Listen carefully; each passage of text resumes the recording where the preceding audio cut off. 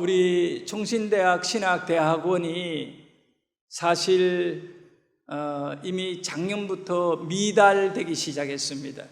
올해도 여전히 미달될 것 같습니다.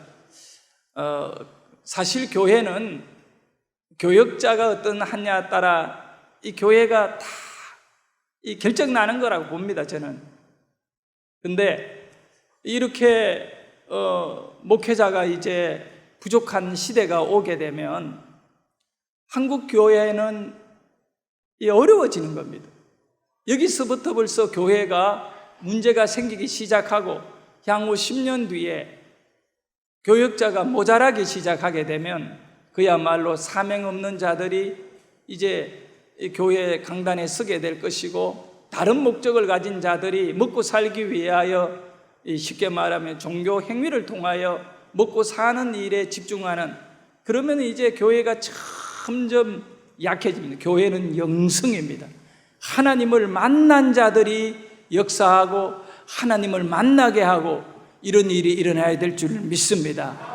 그런 관점에서 오늘 새벽에 제가 이 찬양하는 고등부 학생들을 보면서 저런 아이들이 앞으로 한국교회의 미래는 영적인 지도자들이 나와야 되는데, 새벽 시간에 하나님께 나와 찬양 드리고 기도하고 말씀 사모하는 이 사랑의 교회 고등부 그리고 청년 또 중등부가 올라오면서 이 몸된 교회에서 우리 교단을 책임질 목회자들이 쏟아져 나오기를 축복합니다. 예, 그것이 미래의 소망이에요. 예, 은혜 받지 않는 자가 어떻게 신학교를 가겠습니까? 이 교회에 은혜가 임한다면 여러분 자녀들 가운데 훌륭한 영적인 일꾼이, 세계를 오가는 일꾼들이 이 몸된 교회에서 나오기를 기도하시기를 바랍니다. 영적인 자유를 선포해 줄 수 있는 능력의 일꾼이 나오기를 축복합니다. 오늘은 특별히 8월 15일입니다. 일본의 압제에서 해방된 오래전이지만 우리 그 선조들의 지금 연로한 분들은 해방을 경험했을 것입니다. 이분들의 그 감격과 감동이 얼마나 컸겠는가. 이제 오늘 이 날을 맞이해서 특별히 자유에 대한, 정말 오늘 우리에게 자유를 주시고 번영을 주신 하나님을 찬양합니다. 오늘 우리가 사모할 이 두 번째 날 시편 84편의 말씀의 제목은 주의 집에 사는 자가 복이 있다. 할렐루야. 우리가 읽은 이 말씀 3절에 보면 나의 왕, 우리 같이 읽어봅니다. 시작. 나의 하나님 만군의 여호와여, 주의 제단에서 참새도 제 집을 얻고 제비도 새끼들 보금자리를 얻었나이다. 고라자손 바벨론의 포로로 끌려와서 정말 그들의 삶은 오직 예루살렘을 향한 사모한 마음으로 너무나 예루살렘 성전을 사모하여 그들의 삶이 시들어버릴 정도로, 메말라버릴 정도로 예루살렘에 대한 그 마음을 갖고 있는 그들이 3절에 와서 뭐라고 고백하느냐 하면 나의 왕, 나의 왕이라고 고백합니다. 나의 왕 여호와여, 주의 제단에서 참새도 제 집을 얻고 제비도 새끼들 보금자리를 얻었나이다. 이 말의 의미는 시인이 그 성전에 있는 제비나 참새가 살아가는 그 모습을 보면서 참새는 얼마나 좋은가. 여러분, 사람과 새를 비교하면 이거는 자체가 기분 나쁜 일이죠. 이 사람은 하나님의 형상을 닮았습니다. 그럼에도 불구하고 이 고라자손들이 성전에서 살아가는, 성전의 처마 아래에다가 집을 짓고 사는 참새나 제비가 그렇게 부러울 수밖에 없는 것은 그 참새와 제비가 성전에 있기 때문에 그렇습니다. 성전에 있는 자의 복을 너무나, 그래서 4절에 보면 이러한 나의 왕이라고 고백되어지는 가운데에 뭐라고 합니까? 우리 같이 읽어봅니다. 시작. 주의 집에 사는 자들은 복이 있나니.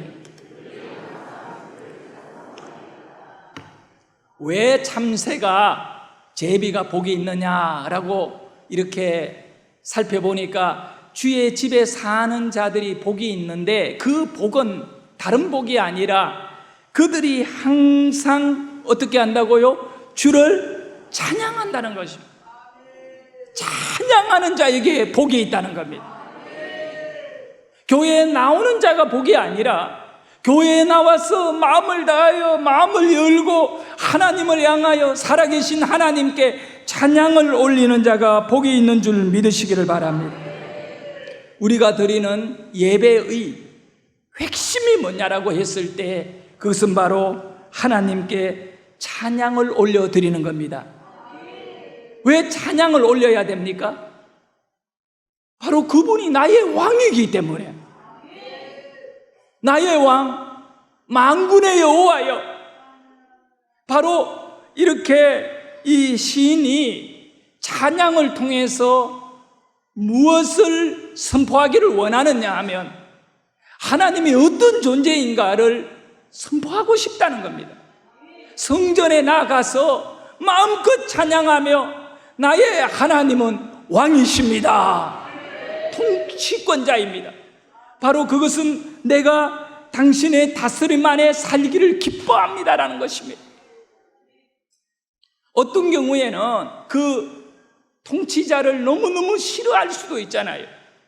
압제하는 자, 착취하는 자, 그런 통치자를 막 싫어해가지고, 그런데 시인은 우리 하나님은 만군의 선한 여호와 왕이시다.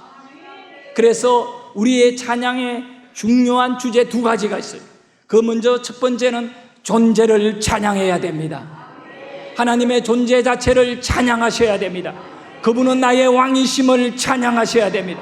오늘도 우리가 뜨겁게 예배를 드리며 찬양으로 문을 연 것은 바로 우리의 예배를 받으실 자는 오직 하나님밖에 없다는 것입니다.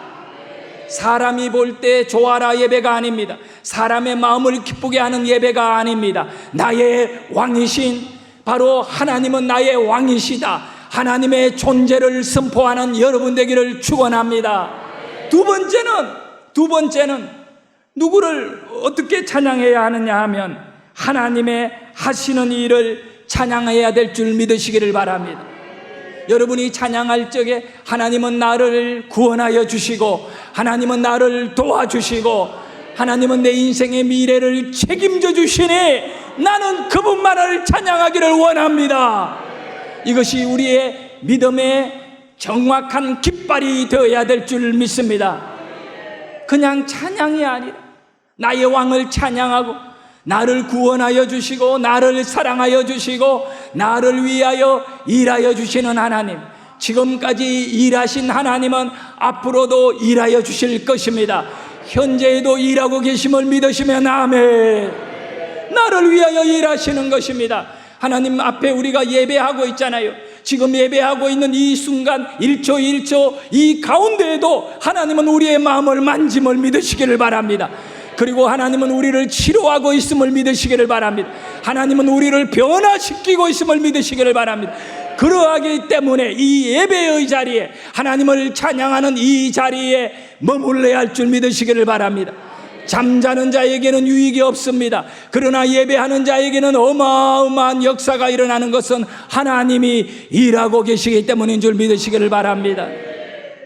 사랑하는 여러분, 이사야 43장 21절에 보면 우리 같이 크게 읽습니다. 시작.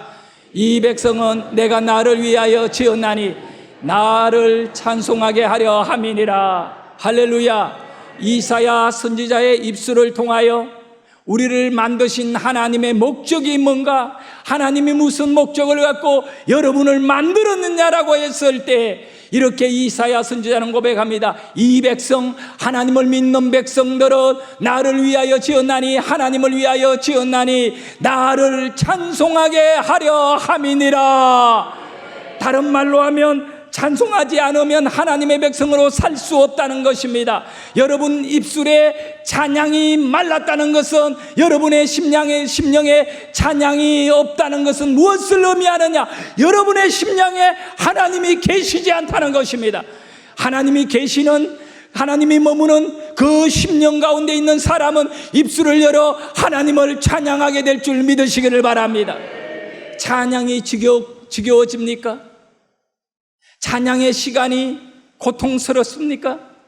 병든 것입니다. 찬양이 지겨워진다는 것은 다른 것이 아니에요. 이게 얼마나 위험한 것입니다. 하나님이 지겨워지기 시작했다는 것. 우리의 찬양 속에 거하시는 하나님, 우리를 창조한 목적이 찬송하라고 창조하였기 때문에 그 목적대로 돌아간다면 하나님은 우리를 얼마나 기뻐하실까.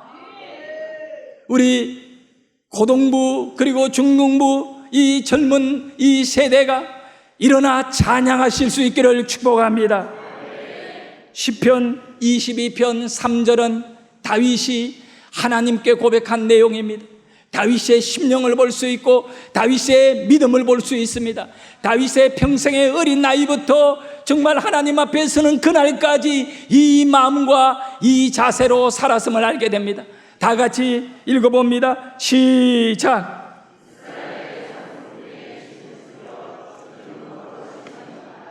아멘. 하나님은 어디에 계신다고 고백합니까? 하나님은 어디에 계십니까? 찬양 중에 계시는 줄 믿으시기를 바랍니다. 우리가 찬양을 드릴 때 하나님은 이곳에 임재하여 계시는 것입니다.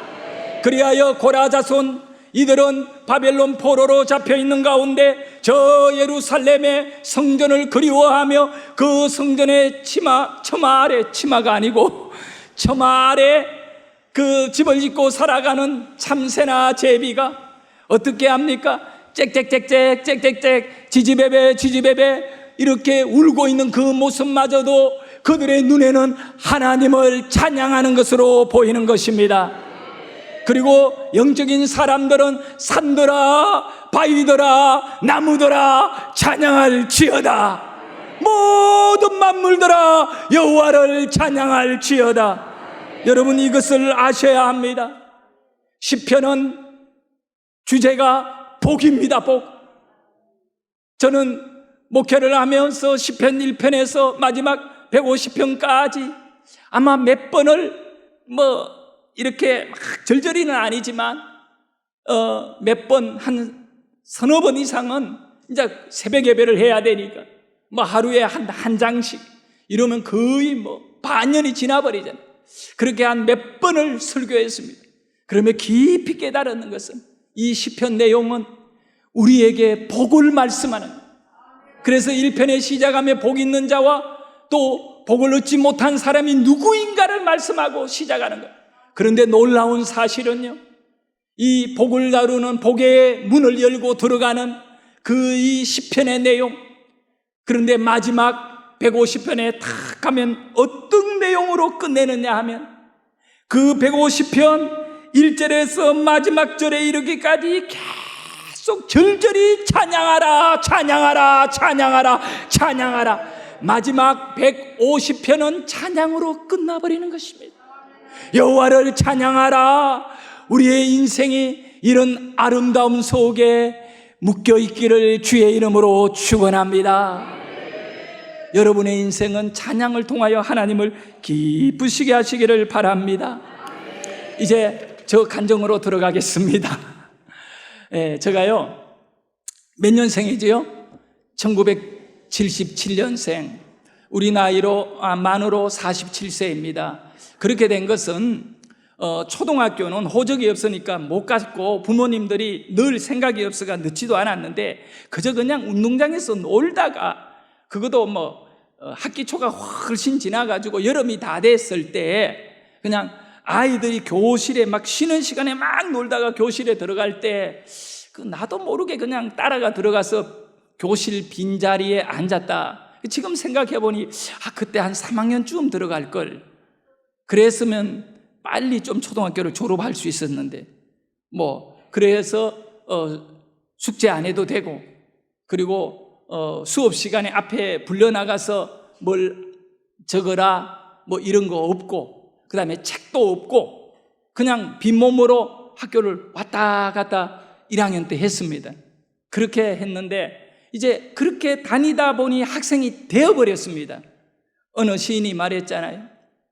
그 한 송이의 국화꽃을 피우기 위해 봄부터 소쩍새가 그렇게 울었나 보다. 내가 그리 학교 한번 들어가기 위해서 얼마나 힘든 과정을 겪었는지 모릅니다. 그리고 드디어 1학년 2학기가 되어가지고 선생님이 출석부 마지막 뒤에다가 내 이름을 올려줬어요. 그래서 나를 드디어 학생이라 불러줬습니다. 꽃이라 불러줬듯이 말입니다. 나를 학생이라 그때부터 이제 학생이 되어 다녔는데 6학년을 졸업하는데 이제 중학교 갈 사람 전부 손들어보라 이래. 학교 안 갈 친구들이 그 당시에 좀 있었어요.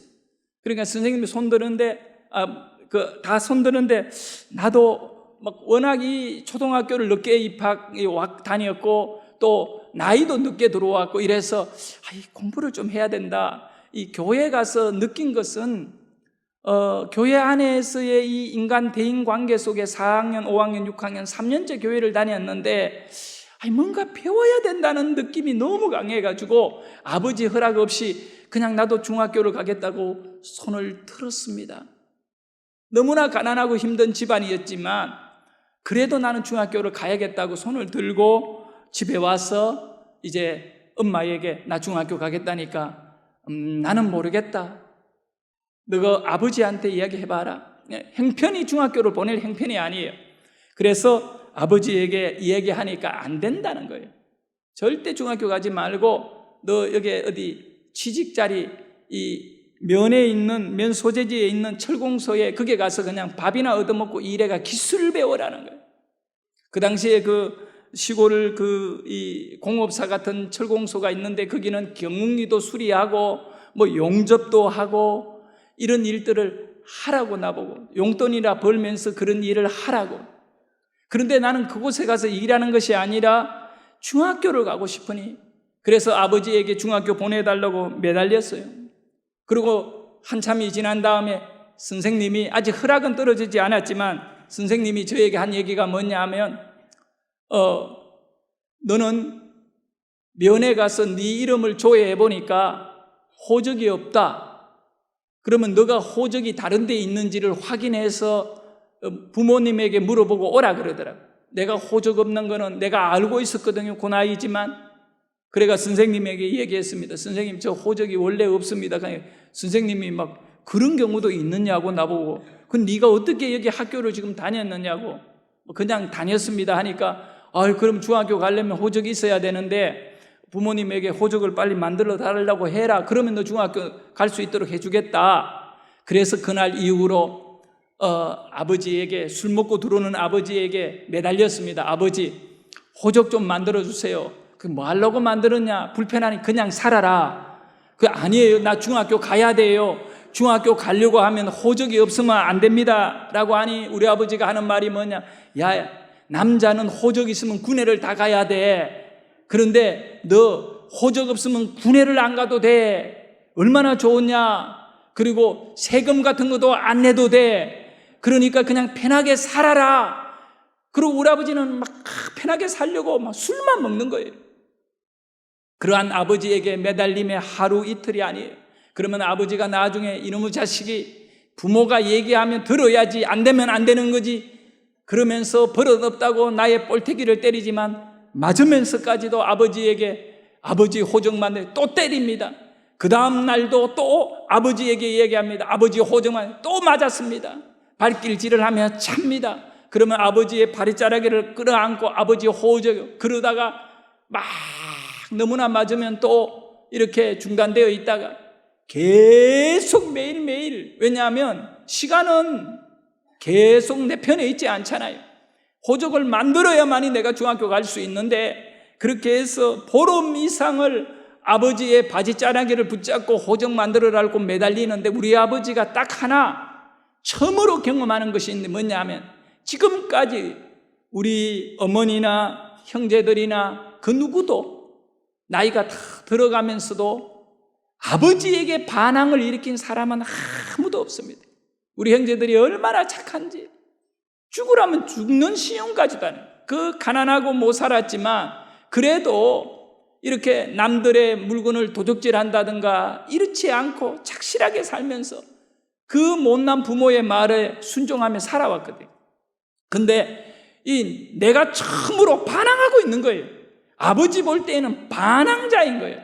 그 아버님 입장에서는 이게 위기를 느끼는 거예요. 얘가 포기도 하지 않아요. 나는 나중에 목사가 되어 깨달은 것이 있습니다. 성경 말씀에서 큰 은혜 받는 곳이 한 곳이 있는데 뭐냐면 불의한 재판자, 불의한 아버지, 억울한 과부, 억울한 아들, 그 성경에 뭐라고 되어 있습니까? 이 재판장이 뭐 좋아서가 아니라 귀찮아서 성경 잘 읽어보세요. 이 재판장이요, 내가 이러다가 귀찮아 죽겠다, 그래서 여인의 소원을 들어주잖아요. 우리 학생들 그 성경 읽으면 그런 거 나와요. 그래서 우리 아버지가 도저히 본인이 술맛이 안 나니까, 아니 집에 들어오면 막 소리 지르고 우리 어머니를 막 때리고 싸워야 되는데, 그래도 내가 이제 나이가 한 뭐 15살쯤 됐나요? 14살, 15살 넘었지요. 그러니까 막 아버지를 부둥켜 안고 같이 뒹굴고 때리면 막 맞아가면서 겁없이 계속 날라다니니까 지쳤나 봐요. 어느 날 아침이었어요. 아침에 일어나셔가지고 담배를 딱 피우면서, 한옥아, 저의 본명이 한옥입니다. 한옥이 김한옥, 양옥이 아니에요. 한옥이요, 한옥.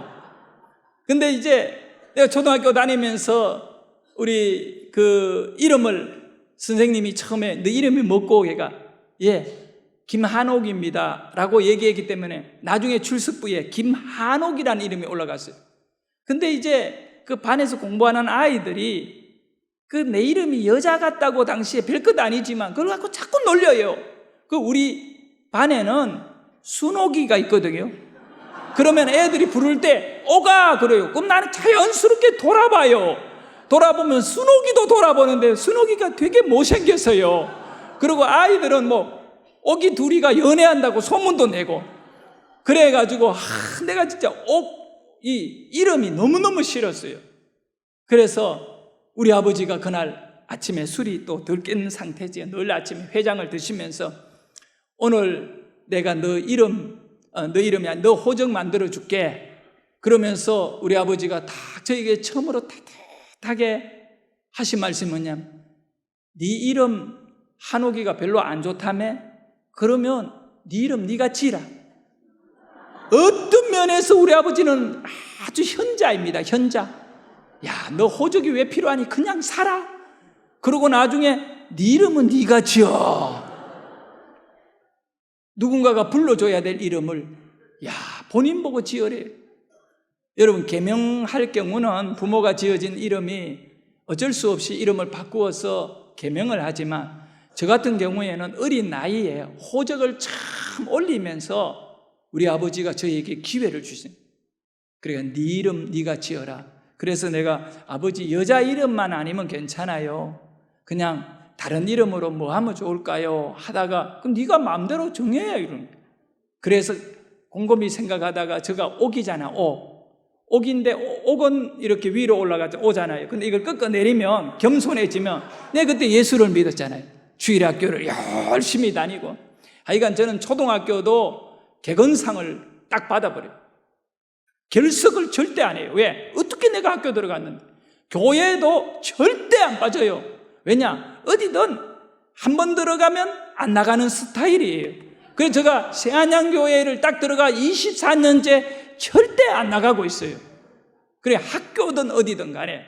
그런데 이 겸손해야 하잖아요.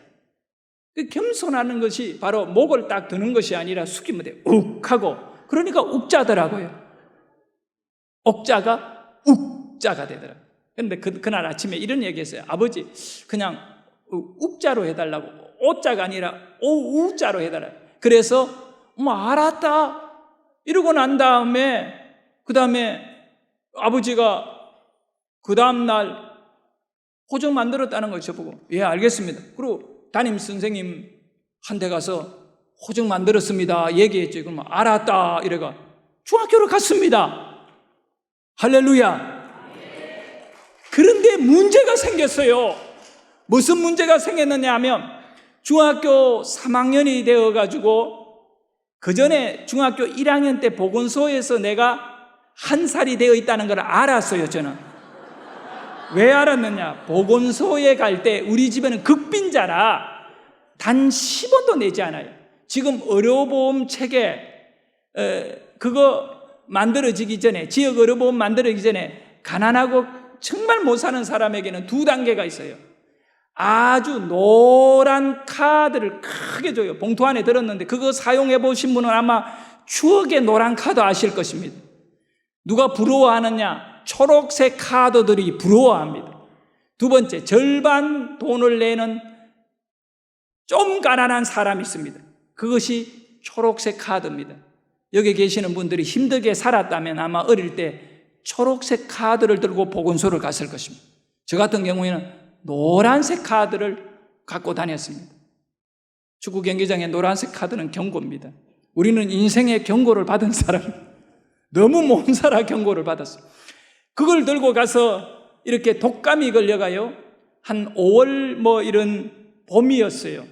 근데 겨울이 지나고 봄이 되었는데 중학교를 입학해가지고 다녔는데, 중학교 가서도 1학년 때 얼마나 두드려 맞았느냐 하면 전 잊을 수 없는데, 이제 중학교를 그렇게 해가 들어갔으니 어머니가 돈이 없으니까 이웃집 막 다니면서 졸업하는 그런 중학교 3학년짜리 옷을 얻어주고 가방을 얻어주고, 저는 초등학교 다닐 때 가방을 들어본 적이 없고 보자기에다가 책 사가 다닙니다. 이제 중학교는 보자기 들고 못 가잖아요. 가방을 들어야 되니 남이 쓰던 가방, 남이 입던 옷 막 이것을 다 구해가지고 저에게 줬는데 이게 맞나요? 제대로 안 맞잖아요. 사람의 이 사이즈가 다 다른데 어떻게 하든 간에 내가 옷에 맞춰 입으면 되지 뭐. 중학교만 가면 되니. 그 옷을 딱 입고 갔더니 2학년 선도들이 나를 보고 인사를 딱 올리기에 뭣도 모르고 나는 받고 그냥 들어갔습니다. 그렇게 한 며칠을 다녔습니다. 나중에 내가 1학년이라는 사실을 알게 된 다음에 따로 끌고 가서 몽둥이를 갖고 이 교문 앞에서 엎드려봐 제가 얼마나 세게 때리는지. 왜 그러냐 하면 이 옷이요, 바지가 여기까지 오도록 만들어졌고 교복인데 보통은 이렇게 나는데 딱 붙도록 만들어가지고, 그리고 모자는 막 각을 만들고 이러니까 이 막 끌렁하게 노는 아이들이 입는 옷을 통은 이렇게 단지 형식으로 만들어가지고, 그러니 나를 보고 3학년인 줄 알고 처음에는 인사했다가 며칠이 지난 다음에 내가 보니까 1학년이니까 잡아놓고 이놈의 자식 놀고 있는 애네, 그러면 그러니까 분기를 잡는다고. 나는 노는 애가 아니고 내가 얼마나 착하게 살았는데, 그런데 막 때리는 거예요. 내가 맞으면서 이 옷 때문에 맞는 게 너무너무 억울했어요. 그래서 나는 우리 교회 부교역자들이 넥타이를 매든 매지 않든 옷 때문에 시비를 안 합니다. 자, 그렇게 학교를 다니는 초기에 워낙 긴장하고 또 중학교를 못 갈 거를 막 가게 되었고 이러니까 이 몸이 피곤하고 이래가 몸살이 왔나, 독감이 와가 몸에 열이 너무 나가 죽을 것 같아요. 그런 가운데 보건소에 치료를, 학교도 못 가고 교복 입은 상태에 보건소에 갔더니 그 최의사라고, 이분은 오랫동안 거기에서 보건소장인데 의사인데 나보고 말하기를 네 이름이 뭐고? 저 김한욱인데요. 아니 네 진짜 이름이 뭐고? 이런. 내가 깜짝 놀랐어요. 이 사람이 내가 얼마 전까지 사용하던 진짜 이름을 어떻게 묻고 있지? 얘네 진짜 이름은 김한옥이에요. 그러니까 이렇게 보더니, 아니 김한옥은 여기 없고 네 진짜 이름이 김한욱이야? 예. 이걸 카드를 냈는데 내 머리를 탁탁탁 때리면서 남의 집에 걸 빌려오면 어떡하느냐 이런. 그래서 이거 우리 거예요, 우리 거. 야, 니 한번 봐. 그게 이제 생년월일하고 이름이 쫙 나오는데 가만히 보니까 작년에 내가 태어나가 아직 돌이 안 됐어요. 10월 달에 태어났는데, 여러분 서류 봤잖아요.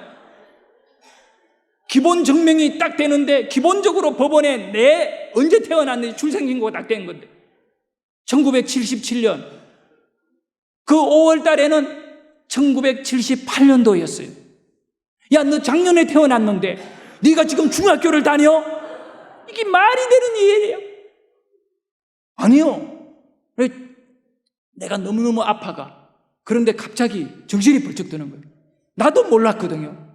근데 그때 이분은 알코올 중독자입니다. 제가 다른 거는 모르지만요, 우리 아버지가 어제 사진도 봤지만 소주를 하루에 얼마나 많이 드시는지, 이 소주병만 모아놔도 그 옆에 막 그 기념비적입니다. 어제 사진 보셨죠? 그렇게 술을 드시다 보니 난 우리 교인들 중에 술 먹는 사람 다 알아요. 내가 말은 안 하지만 직분자들도 다 알아요. 그럼 헬석이 달라. 학생들 술 먹지 마라. 참. 그런데 그 의사가 술이 취해 있어요, 지금. 내가 몸이 아프지만 벌써 낮술을 하고 코가 벌써 빨갛고 우리 아버지 정상하고 비슷한 게 판단이 와. 내가 의사가 내가 진단한다니까. 그러면서 이 약간 술이 취한 의사가 나보고 하는 말이, 너가 지금 1살인데 네가 중학교 1학년 네 이해되나? 네 거도 아니고 남의 거를 빌려와가 무슨 장난을 치느냐고 나보고 호되게 말이. 이분이 마음은 착해요. 술 먹는 분들이 또 마음은 착해. 그래가 뭐라 하냐면 앞으로는 빌려오지 말래. 내 건데도 빌려오지 말라 하더니 근육주사를 엉덩이를 걷어놓고 탁 때리며 주는데, 그때 내가 주사 맞는 거는 둘째치고 내가 1살이라는 사실에 충격을 받아서 그렇게 집으로 돌아갔어요. 자, 우리 어머니는 무슨 일을 하고 살았느냐 하면 시골 버스 정류소에서, 그것도 가게가 아니에요. 그 정류소 가게가 있기 때문에 길 건너편에 사과개짝을 하나 딱 엎어놓고 그 위에다가 조그마한 손으로 만든, 나무로 만든 상자 하나에 계란을 한 3판이나 삶아서, 하루에 2판이나 3판이나 삶아서 그걸 비닐을 탁 덮어가지고 이고, 버스가 오면, 시골 버스가 계속 오는 것도 아니에요. 1시간에 한 대, 또 아니면 30분에 한 대 오고 가는 거 양쪽 방향에 있잖아요. 그 청송에는 주황산이 있어요.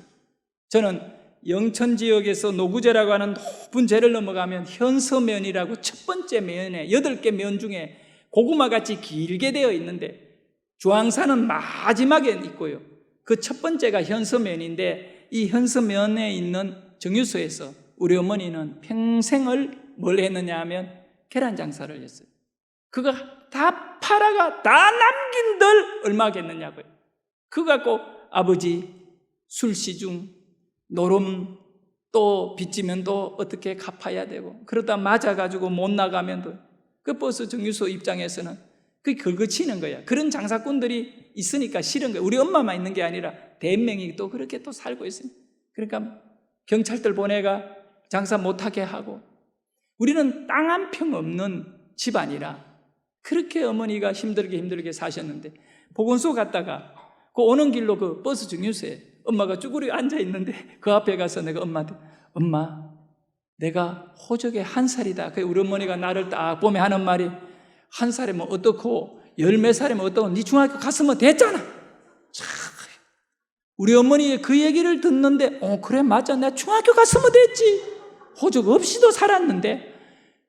그러고 3년을 학교 다녔는데 이제 우리 선생님이 가을에 학생들 집을 다 방문을 해가지고 이 가정 방문을 한다는데 나보고 이제 우리 집에도 오겠다는 거, 내가 오지 말라 그랬어요. 우리 집에 볼 것도 없고. 그러니까 나는 안 올 줄 알았다. 근데 진로를 이제 상담해 준다고, 농사 짓고 하는 사람들 바쁘다고 선생님이 학교에 앉아가지고 부모를 만나 진로를 얘기하는 게 아니라 이 가을에 직접 학생 집으로 방문 다 하면서 일일이 이제 이렇게 상담을 해주는 좋은 선생님이셔요. 근데 나는 고등학교 갈 것도 아니고 이러니까 우리 집에는 오지 마라 했더니 우리 마을에 딱 와서, 옆집이 저 친구인데 친구 집에 갔다가 담을 옆으로 딱 돌아가지고 우리 집에 딱 들어왔는데 마침 내가 그때 집에 있을 때 오신 거야. 우리 집에 와가 선생님이 이렇게 보더니 방문 한번 열어봐라 이래. 방문을 열어 보여줬더니 선생님이 거기서 눈물을 뚝뚝 흘리고 돌아가 버렸어요. 아무 말이 없어. 내가 사는 모습을 보고 그냥 돌아가 버렸어. 그 다음날 교무실에 나를 부르더니, 야, 너 고등학교는 어떻게 할 건데? 우리 부모 뭐 상담 뭐 못하고.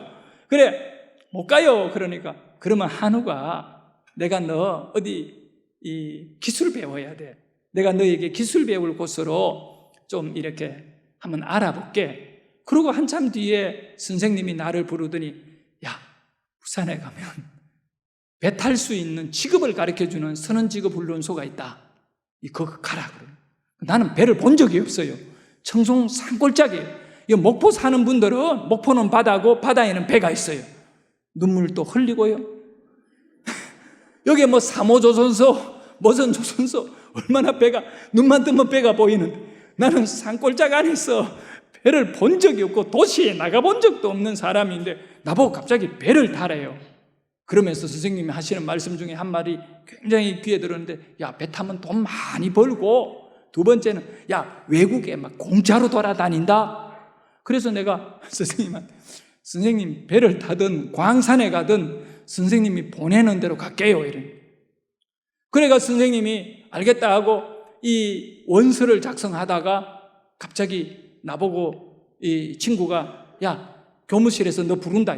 이렇게 갔더니 선생님이 막 얼굴이 하여간 노래 저가 나보고 하는 얘기가 뭐냐, 김한욱, 예, 너 지금 3살 돼 있다.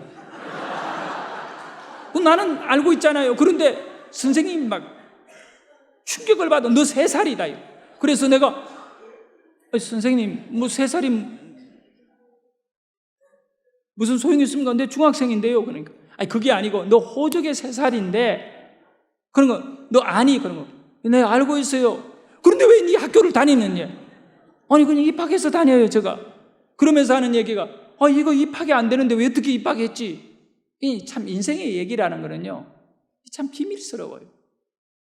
그래서 우리 선생님이 이제 일단 너 이거 원서 써야 되는데 원서가 나이가 몇 살부터 제한이 있는데 중학교를 졸업한 나이여야 돼요. 근데 3살짜리니까 원서를 못 써.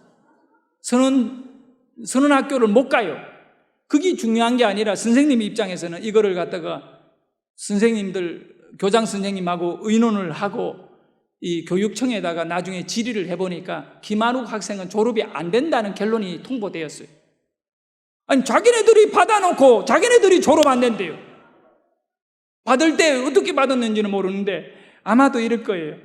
연도가 77년이니까 상식적으로 그에 태어난 친구가 원서를 넣겠나고요. 그러니까 이거 뭐 작성하다 그의 그냥 날짜인 줄 알고 내 성년을 상관없이 그냥 받은 거야. 난 지금 아무리 생각해도 교육청이 왜 나를 받았는지 이해가 안 돼요. 뭐 이해할 필요가 없어요. 여러분, 믿음은 이해가 돼요? 아니, 아브라함이 이삭을 번제단에 올라가지고 죽이려고 한 것이 이해가 됩니까? 아브라함에게 이익이 있습니까? 그런데요, 믿음은요, 이해가 안 되더라도 하나님의 말씀을 믿어야 되고, 어떤 이익이 없더라도 하나님의 말씀을 믿어야 돼요. 그러니까 나가 그렇게, 그러면 나보고 안 된대요. 그러면서 하는 말이 뭐냐면, 야, 너 학교 오지 말고 어차피 너 졸업 안 되는데 네게 남은 일은 뭐냐면 호적을 고쳐온다는, 저에게 사명이 딱 주어져.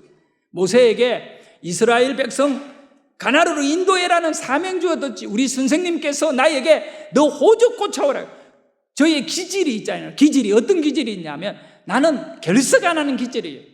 왜 어떻게 학교를 들어왔는데 내가 비록 3살짜리 학생이지만 결석은 개근상을 받아야 돼. 그러니까 내가 선생님 나는 개근상 받아야 돼요 하니까 하는 말이 오케이, 너 학교 안 나와도 내가 개근상 그냥 줄게.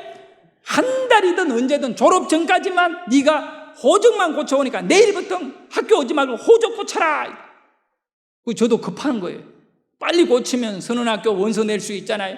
그래가지고 그 다음날 버스를 타고 청송에서 이 본적지인 이 경상북도 영천시, 지금은 시고 그 당시에는 영천군 고경면 오류동이라고 하는 그 지역에 있는 면사무소에 갔던 거예요. 아침에 일찍 교복 입고 학교 안 가고 그곳에 가서 인사를 드리고 갖고 있던 서류를 내어가지고 아저씨 한번 보세요.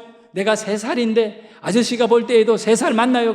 아니, 그러면 아저씨 저를 갖다가 나이를 여기에다가 한 14살을 더 높여가지고 내 나이로 만들어주세요. 17살로 만들어주세요. 하니까 안 돼. 그래. 왜요? 그러니 그거는 너 아버지가 법원에 가서 재판을 해야 된다. 이거 면에서 만질 권한이 없다. 이 모든 신분의 문제는 법원의 결정이 나야 되니까 그 법원에 신청해서 해야 된다. 그리고 너는 미성년자라 네가 하는 건 안 되고 너가 아버지가 해야 된다. 그래서 내가 얘기했습니다. 우리 아버지, 저를 이렇게 3살짜리로 출생신고하는 아버지인데 술만 드시고 이런 건 못해요. 그러니까 내가 해결해야 되는데 나는 중학교를 졸업해야 되니 이걸 해주셔야 돼요. 해줄 때까지 나는 안 물러날게요. 그러니까 야, 그래도 소용없어. 왜 안 됩니까? 아저씨 그냥 연필로 갖고 나이만 고치면 되는 거를 뭘 이렇게 어렵게 합니까? 그게 법이야. 우리 공무원이야. 공무원은 법을 어기면 안 돼. 법이 사람 잡네. 그리고 내가 그 면사무소에서 의자에 앉아 있었어요. 그러니까 아침에 한 10시쯤 가서 12시가 되고 3시가 되고 4시가 되고 5시가 되는데 이제 퇴근 11월 달 경대였거든요. 퇴근 시간이 다 됐어요. 근데 갑자기 의자에 하루 종일 거기 앉아 있었어요. 그 직원들이 야, 너 집에 안 가? 한욱이 빨리 집에 가. 교복 입고 다 앉아. 너 가라 안 된다. 그래도 나는 방법이 없으니까. 아니, 학교 가면 선생님이 호주 고쳐오라고 그러고 면회 가면 안 된다 그러고 그럼 나는 어디 갑니까? 인생 포기합니까? 포기할 수 없지. 면회 다 앉아가 있으니까 나중에요, 내 친구들은 지금 학교 공부 끝나고 고등학교 간다고 들뜬 마음으로 막 집으로 가고 있는 그 시간대에 나는 이 면회 앉아가 뭐하나. 근데 슬픔이 몰려오기 시작해. 앉아가지고 모자 쓰고 교복 입은 상태에 눈물을 툭툭툭 혼자 앉아 있었어요.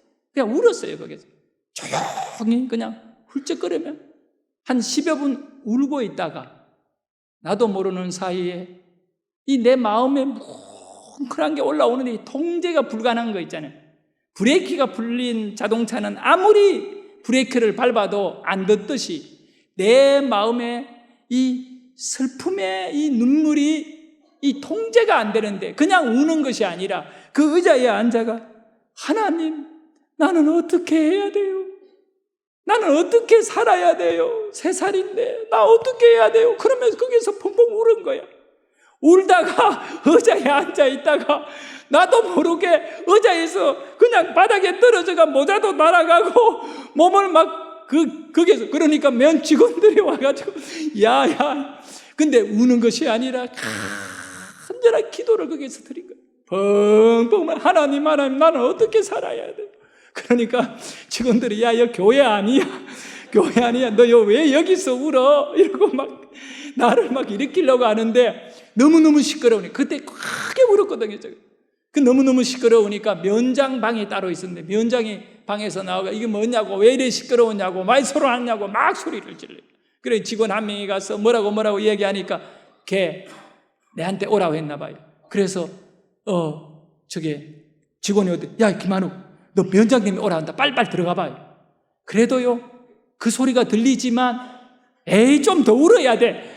그러고 막 계속 소리 지르니까 막 계속 면장이 부른다 이랬는데 이게 두 생각이 두 마음이 있는데 이게 통제가 안 되는 거예요.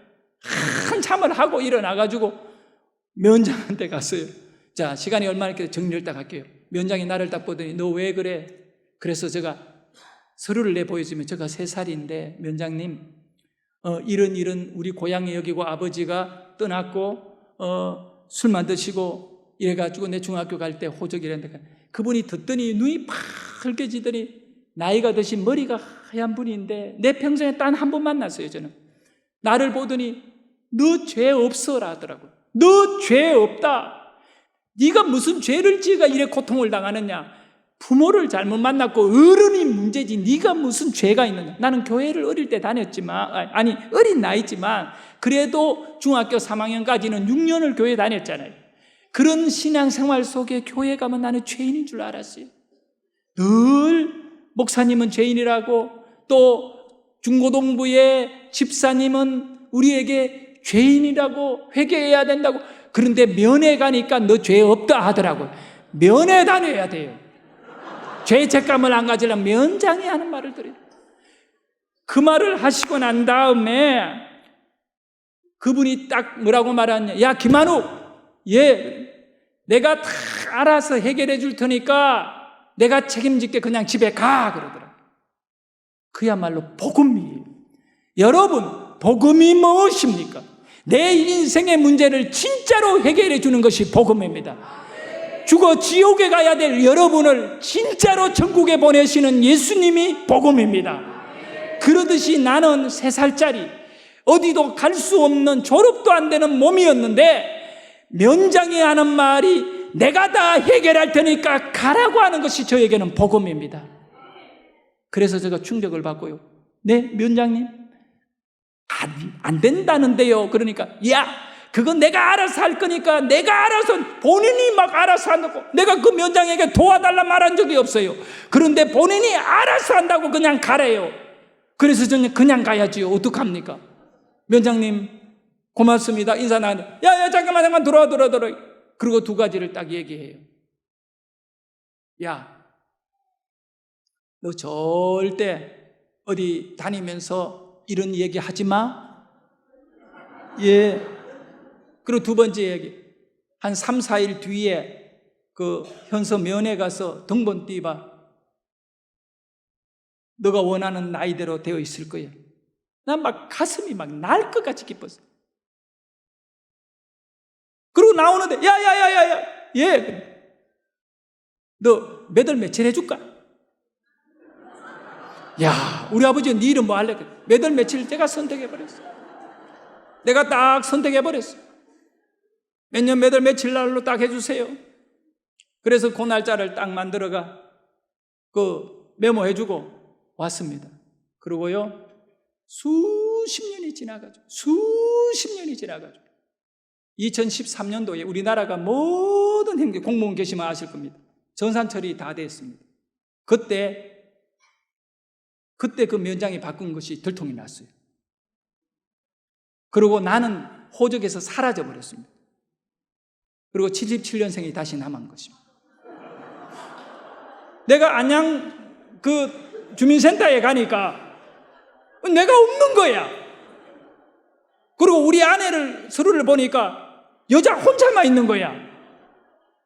아이들도 우리 아내한테만 돼 있고 나한테는 없어요. 나는 77년생 총각으로 남아있는, 아직 결혼도 한 적이 없고 지금까지 모든 것은 가짜였더라는 겁니다. 어떻게 되냐, 내가 막 충격을 받아가지고 막 따지니까 잠시만 기다려. 과천 종합청사, 그 당시에 그 행정은 과천에 있었어요. 그게 사무관이 직접 내 것을 조사를 시작했어요. 그래가지고 한 시간 안에 다 결판 나니까 이 주민센터에 나보고 가지 말고 기다리래요. 그래서 자기네들이 전산적으로 다 걔가 안양에 있는 주민센터에 컴퓨터를 딱 열어가지고 서류를 보여주는데, 50년이 넘은, 약 50년 가까이 된 서류인데, 그때 그 면장이 빨간 줄 2줄을 쳐가지고 호적 정정, 그래가 몇 년 몇 월 며칠 이렇게 해가지고 1964년생 이래가지고 자기가 만든 거 있잖아요. 그러면서 면장 도장을 꽝 찍어놨는데 그 면장 죽어버렸어요. 근데 무덤에 가서 이것이 무엇인지 물어볼 수가 없어요. 그러니까 이 사무관이 뭐라고 대답하느냐 하면, 이것은 내가 잘못한 것이 아니라 공무원이 만든 일이라, 그러면 나보고 선택하래요. 77년생을 하든 64년생을 하든 다 하래요. 그래서 내가 알겠습니다 하고 일단 77년생을 살려주세요 라고 하고 77년생을 살려놓았어요. 그리고 64년생을 살려놓았어요. 그리고 난 다음에 우리 형이 얼마 전에 전화가 왔어요. 야, 한우가, 네 아직 분가를 왜 안 하고 있어? 내가 오래전에 분가했는데요. 아니야, 여기 네가 아직 이름이 남아있어. 그게 77년생이 아직 남아있는 거예요. 저는 이중 호적을 갖고 있는 사람입니다. 시간이 없어 결론을 맺는데요, 그 다음에 일어난 스토리가 어마어마한 결정타를 나뉘는데, 그게 뭐냐 하면, 제가 부산 선원직업훈련소에 입학하는 그때에 중학교 3학년 때 새벽 예배를 다니면서 하나님을 만나게 돼요. 그래서 내가 배를 타서 가는 배마다 사진을 나중에 보여줍니다. 예배 드리는 모습 다 있습니다. 그때 나는 목사 될 생각이 없는 사람이었습니다. 정말 내가 19, 18살에 배를 타가지고 30명 되는 선원들을 모아놓고 예배를 드렸습니다. 교회를 만들었습니다. 그것이 언제였냐? 중학교 3학년 때 내가 면에서 기도하고 하나님이 나를 이끌어 주심에 대한 확실한 생각을 깨닫는 이후에 무당의 작두 위에 자기 장군을 믿고 올라가 버리듯이 나는 나의 하나님을 믿고 내 인생을 그때부터 중학교 3학년 때부터 드리기 시작했다는 것입니다. 내일 새벽이 너무 중요한 간증이 나올 것입니다. 할렐루야. 오늘 우리 이 귀한 말씀을 기억하면서 어떤 경우에도 우리 하나님은 우리의 인생을 부도내지 않음을 믿고 하나님 만나주시고 도와주십시오라고 하는 이 기도가 여러분에게 이어지기를 원하면서 먼저 우리가 찬양 드리고 기도하도록 하겠습니다.